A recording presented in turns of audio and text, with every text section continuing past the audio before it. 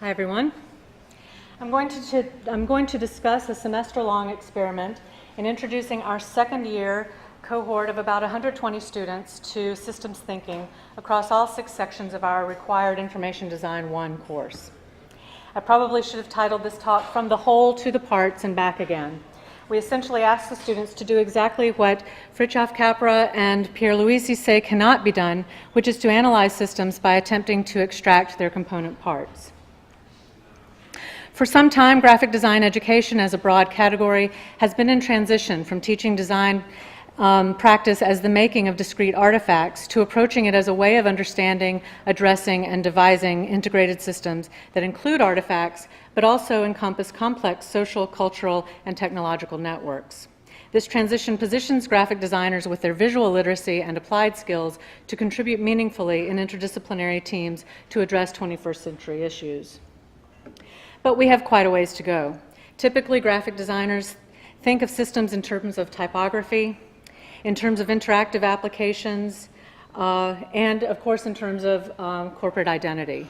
That project being one of the first of my career, and that is essentially how I was taught about systems in graphic design.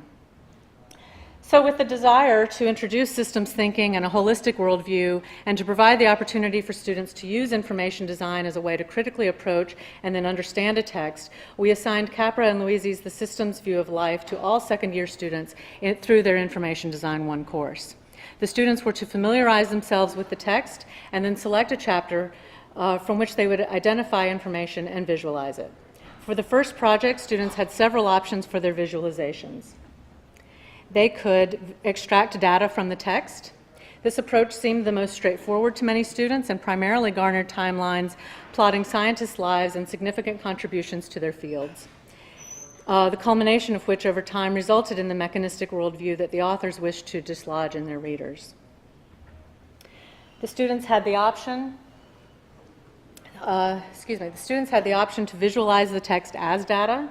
This chart shows the length of every sentence in Chapter 3.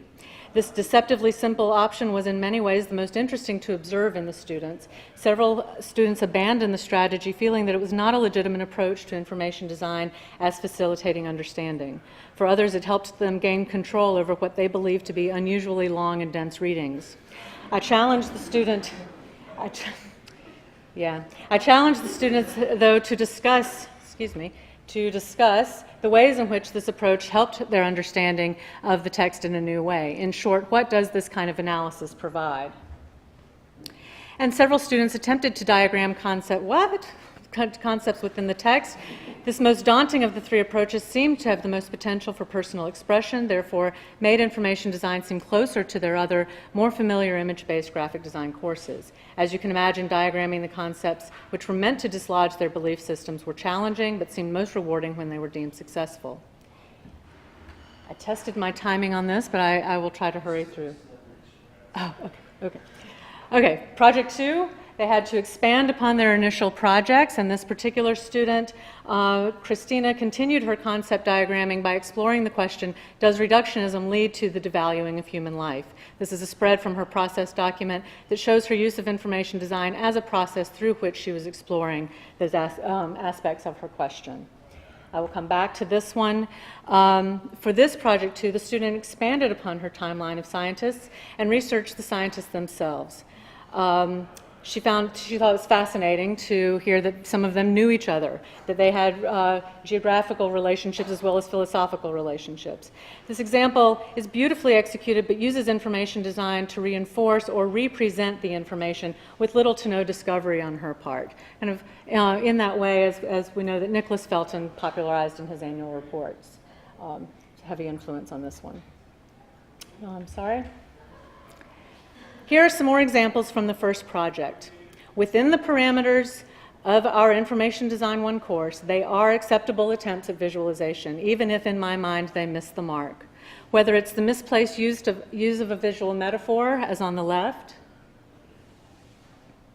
or the missed opportunities for meaningful visualizations of concepts embedded within the text, as in the center, or the heavy-handed use of the typical forms, as on the right. These examples perpetuate the unfortunate idea that information design is merely the styling and decoration of dry information. Let's talk about the use of a metaphor. Here, Emily applied subjective judgments about the significance of select words in the text onto what she perceived as an objective form, in direct reference to bees, which can be described as working mechanistically. The student discovered the limitations of this strategy for herself. And so for project 2, she shifted gears and took what she felt was a straightforward approach to diagramming our temporal units from hours to a year and surprised herself with the ability to show them all on one chart. Here's a detail very quickly, and yet one more. She compared the standard Canadian 40-hour work week to that of other countries and the OECD Happiness Index, and discovered that fewer hours worked per week equals happy countries. But the point here is that this student came to understand an overarching metaphor, the mechanistic view of life, through information design.